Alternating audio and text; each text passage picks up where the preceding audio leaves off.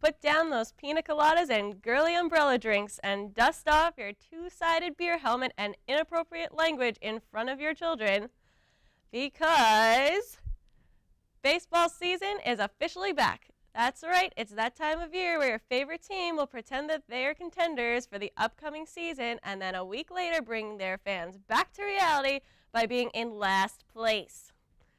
Opening day kicked off with 30 MLB teams in action. Both New York teams opened at home, which was the first time in their franchise history. The Mets still lead with the all-time wins on opening day in all of baseball. They are undefeated so far this season with only one game played.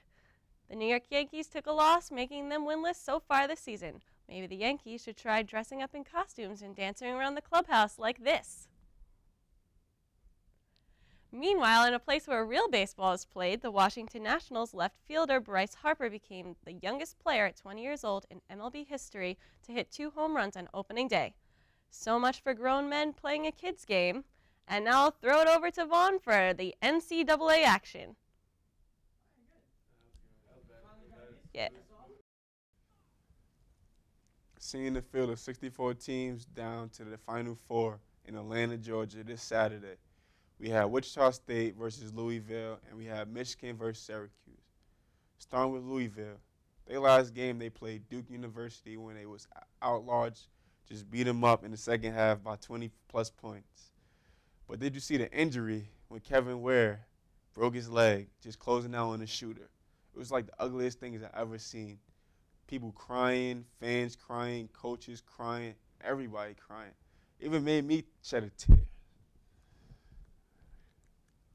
Wichita State, on the other hand, they beat Ohio State when Deshaun Thomas, maybe the first-round draft pick, was shut down to only 15 points on 4 of 15 shooting. On the other hand, we have Michigan versus Syracuse. Michigan beat up Florida last game when they beat them by 20-plus points and held them to the least points they ever scored in the season. And we have Syracuse. Their zone just looked terrific last game. Jim Boeheim really had a good game plan for Syracuse University.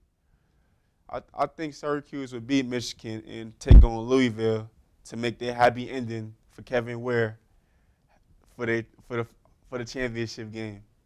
Here are your current NHL Eastern Conference standings.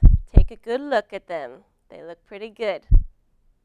Currently, the New York Islanders are the 8th seed with 9 games left to go. They are tied for a playoff spot with the New York Rangers, who are the 7th seed but also have 9 games left to play. Both teams have a total of 42 points. The New Jersey Devils are 9th place in the Eastern Conference with 40 points. It's going to be a very exciting chase to the playoffs this year with both New York teams as contenders.